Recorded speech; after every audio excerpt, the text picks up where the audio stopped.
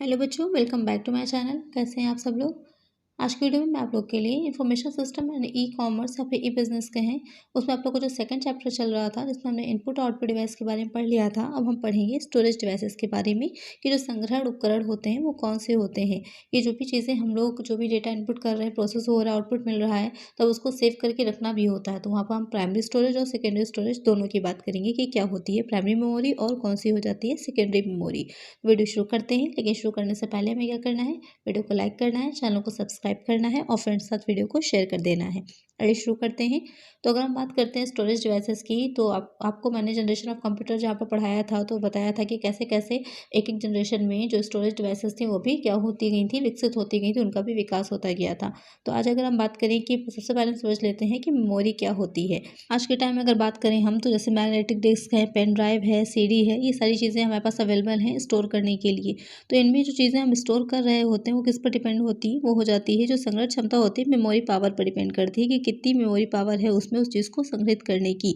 और मेमोरी क्या होती है, वो छोटे छोटे से भागों में बटी हुई होती है, इसको सेल्स या फिर मेमोरी लोकेशन कहा जाता है। और यहाँ पर बहुत इंपॉर्टेंट हो जाता है कि जो मेमोरी यूनिट्स होती हैं तो उसमें सबसे छोटी इकाई होती है वो बिट्स कहलाती है, और जो एक बाइट होता है वो 8 बिट्स से मिलकर के बना होता है। उसके बाद धीरे धीरे बढ़ता जाएगा, बिट होगा, फिर बाइट होगा, फिर केबी जिसे किलोबाइट कहते हैं, मेगाबाइट जिसे एमबी कहा जाता है, गीगाबाइट जिसे जीबी कहा जाता है, फिर टेराबाइट जिसे टीबी कहा जाता है। धीरे धीरे क्या होती है, उसकी वो इकाइयाँ बढ़ती जाती हैं मेमोरी क्षमता की। तो यहाँ पर एक और जो निबल होता है वो 4 बिट के बराबर होता है, यानी कि एक निबल बराबर 4 बिट हो जाएगा। एक बाइट बराबर 8 बिट्स होता है। 1 केबी हो जाएगी 1024 बाइट्स की, 1 एमबी हो जाएगी 1024 केबी की, 1 गीगाबाइट हो जाएगी 1024 एमबी की, और 1 टेराबाइट हो जाएगी 1024 गीगाबाइट की। तो इसको ध्यान में रखिएगा। अब हम देख लेते हैं कि जो मेमोरी होती है वो कितने तरह की होती है। तो 2 टाइप्स की होती है, आप लोग को पता ही होगा, आप चार्ट भी देख रहे होंगे स्क्रीन पर। प्राइमरी मेमोरी और सेकेंडरी मेमोरी। प्राइमरी में क्या आ जाती है, रैम और रोम आ जाती है। सेकेंडरी हो जाती है मैग्नेटिक डिस्क होती है और मैग्नेटिक टेप होते हैं। डिस्क में भी 2 आ जाएंगी, फ्लॉपी डिस्क और हार्ड डिस्क हो जाएगी। अब देख लेते हैं प्राइमरी मेमोरी में जो मैंने बताया रैम और रोम 2 होती हैं। रैम हो जाएगी डी रैम और एस रैम, और रोम हो जाती हैं प्रोम, ई प्रोम, डबल ई प्रोम और यूवीई प्रोम। अब हम इसको जो डिटेल में समझते हैं कि प्राइमरी मेमोरी क्या होती है। सबसे पहले हम पढ़ते हैं रैम के बारे में। इसकी फुल फॉर्म क्या हो जाएगी, रैंडम एक्सेस मेमोरी। इसको रीड एंड राइट मेमोरी भी कहा जाता है। क्यों? क्योंकि इसमें जो भी डेटा होता है उसको उसमें हम कुछ भी चेंजेस कर सकते हैं, इसलिए इसको रीड एंड राइट मेमोरी भी कहा जाता है। और इसमें जो डेटा होता है, अगर अचानक से लाइट चली जाती है, बंद हो जाता है, कंप्यूटर स्विच ऑफ हो जाता है, तो इसमें जो डेटा होता है वो डिलीट हो जाता है। तो इसमें क्या जो मेमोरी होगी वो किस तरह की हो जाएगी, वो अस्थायी होती है, नॉन वैलिड होती है, यानी कि उसमें जो डेटा होता है वो डिलीट हो जाता है। तो इसमें जो मेमोरी होती है वो क्या हो जाएगी, अस्थायी होती है। इसमें अगर हम बात करें तो ये कंप्यूटर की आंतरिक मेमोरी होती है। हम जो भी इंस्ट्रक्शंस देते हैं वो पहले क्या होते हैं, रैम में जाते हैं। ये मेमोरी जो होती है वो सीधे सीपीयू के साथ जुड़ी रहती है, तो जो भी इंस्ट्रक्शंस हम देते हैं वो सीधे इसमें ही पहले जाते हैं। ये भी 2 तरह की हो जाती है, एक होती है डी रैम और दूसरी हो जाती है एस रैम।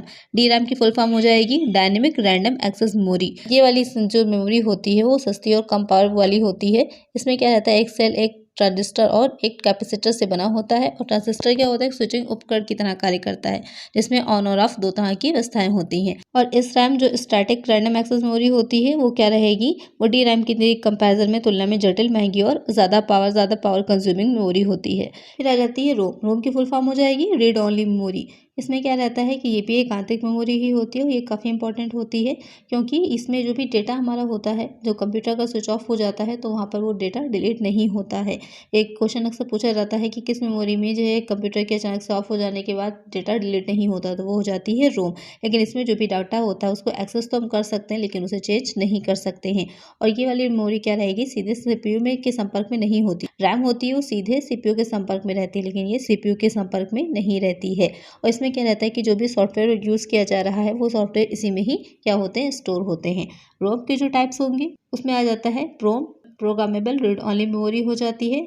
ई प्रोम हो जाता है erasable programmable read only memory, यानी कि उसमें जो भी मेमोरी होती है उसको हम इरेज कर सकते हैं। और डबल ई प्रोम क्या हो जाता है, electrically erasable programmable read only memory. तो इसमें क्या रहता है कि जो डेटा होगा उसे हम इलेक्ट्रिकली क्या करते हैं, इरेज करके नया डेटा उसमें हम डाल सकते हैं। और यू वी ई प्रोम हो जाएगी ultra violet erasable programmable read only memory. इसमें क्या रहता है कि इसमें जो डेटा होता है उसको हम अल्ट्रा वायलेट से जो रेज होती है उससे इरेज कर सकते हैं और दोबारा से प्रोग्राम को इंस्टॉल कर सकते हैं। तो ये हो जाएंगे जो रोम होती है उसके प्रकार। अब देख लेते हैं कैश मेमोरी क्या होती है। ये मेमोरी जो होती है वो सीपीयू के पास ही स्थित होती है और जो भी इंस्ट्रक्शंस दिए जाते हैं सबसे पहले क्या होते हैं, इसमें ही संग्रहित होते हैं। और ये मेमोरी सबसे फास्टेस्ट होती है, सबसे तेज़ मेमोरी होती है और जो कंप्यूटर के जो माइक्रो प्रोसेसर्स होते हैं उसको हाई स्पीड डेटा एक्सेस प्रदान करती है, जिससे कि जल्दी से या जो है जिससे कि तीव्र गति से काम किया जा सके या जो भी इनपुट होते हैं उनको लिया जा सके। जैसे कि आप देखते हैं कि आप कुछ भी अगर अपने कंप्यूटर पर या अपनी मोबाइल में डिवाइस में सर्च कर रहे होते हैं तो वहाँ पर एक बार जब आपने उस चीज़ को सर्च कर लिया, जब दोबारा आप उसे सर्च करने जाते हैं तो आप देखते हैं कि आप में जो है ऑटोमेटिक वो नीचे सर्च में दिखाने लगता है उस चीज़ों को। क्यों दिखाने लगता है? क्योंकि जो कैश मेमोरी होती है वो उसको क्या करती है, कलेक्ट कर लेती है, संग्रहित कर लेती है और वही आपको दोबारा से जल्दी से आपका डेटा दिखा देती है। तो कैश मेमोरी का यही मेनली काम हो जाता है और इस मेमोरी को क्या कहा जाता है, हाई स्पीड मेमोरी भी कहा जाता है। ये तो हो गई हमारी प्राइमरी मेमोरी, इसमें आ जाएगी रैम, रोम और कैश मेमोरी। अब हम बात करते हैं सेकेंडरी मेमोरी की। जो सेकेंडरी मेमोरी होती है क्यों क्या होती है, जो प्राथमिक मेमोरी होती है वो तो अस्थायी भी होती है और महंगी और कम संग्रह क्षमता वाली होती है, उसमें ज़्यादा डेटा हम स्टोर नहीं कर सकते। लेकिन जो सेकेंडरी मेमोरी होती है उसमें हम ज़्यादा से ज़्यादा डेटा को, जितनी भी हम उसकी कैपेसिटी होगी उसके अकॉर्डिंग ज़्यादा से ज़्यादा स्टोर कर सकते हैं। तो देखते हैं कि जो सेकेंडरी मेमोरी है उसमें कौन कौन सी चीज़ें आएंगी। तो सेकेंडरी मेमोरी की विशेषताओं की अगर हम बात करते हैं तो इसमें संग्रह क्षमता होती है, उच्च होती है, लागत कम होती है, ये स्थायी मेमोरी होती है, इसे पढ़ सकते हैं, इसमें लिख भी सकते हैं।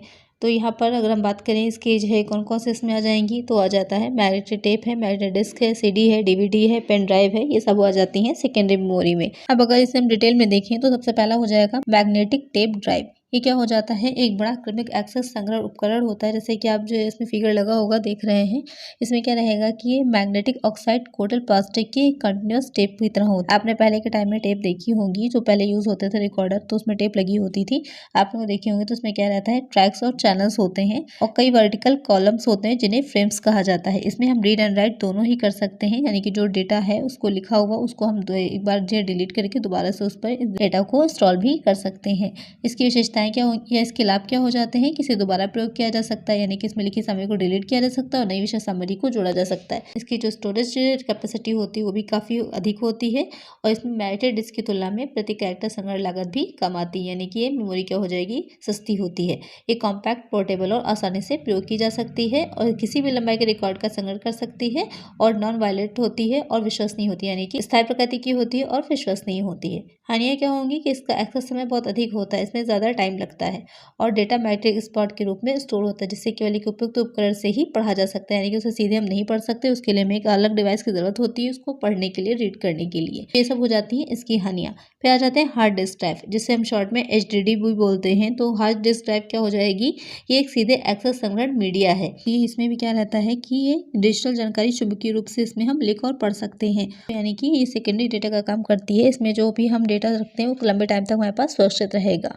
फिर आ जाता है CD, कॉम्पैक्ट डिस्क जिसे कहा जाता है। तो कॉम्पैक्ट डिस्क CD को आप सभी ने देखा होगा। इसमें क्या रहता है, हाई पावर लेजर बीम का प्रयोग किया जाता है इसको बनाने के लिए। इसमें क्या रहेगा कि इसका ये आसानी से पोर्टेबल होती है, इसको आसानी से यूज़ किया जा सकता है, लेकिन इसमें केवल पढ़ा जा सकता है। जो इसमें रिटर्न वाली आएगी वो हो जाती है CD-RAW जिसे कहा जाता है, यानी कि compact disc read and write. फिर आ जाता है पेन ड्राइव। पेन ड्राइव भी आप सबने देखा होगा कि एक छोटे से जो आकार की होती है एक डिवाइस, इसमें हम आसानी से कुछ भी ट्रांसफर कर सकते हैं, जो भी डेटा हम चाहें और उसको कहीं भी ले जा सकते हैं, यानी कि पोर्टेबल होती है, बहुत ईजी और आसानी से हम उसमें स्टोरेज को कर सकते हैं। इसकी भी जो स्टोरेज क्षमता होती है अलग अलग होती है, 8GB, 16GB, 32GB, 64GB, अलग अलग तरह की होती हैं।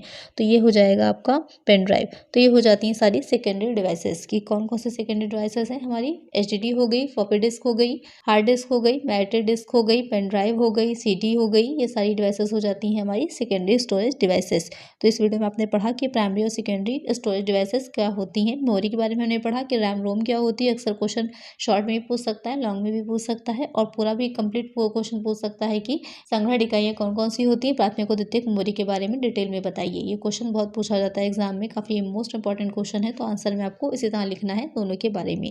आज की वीडियो में इतना ही। आई होप आपको वीडियो अच्छी लगी होगी। वीडियो अच्छी लगी तो वीडियो को लाइक कर दीजिए, चैनल को सब्सक्राइब कर लीजिए और नेक्स्ट वीडियो में मिलेंगे हम लोग, जिसमें हम लोग पढ़ेंगे चैप्टर 3 नेटवर्किंग एंड इंटरनेट। मिलते हैं नेक्स्ट वीडियो में। Thank you.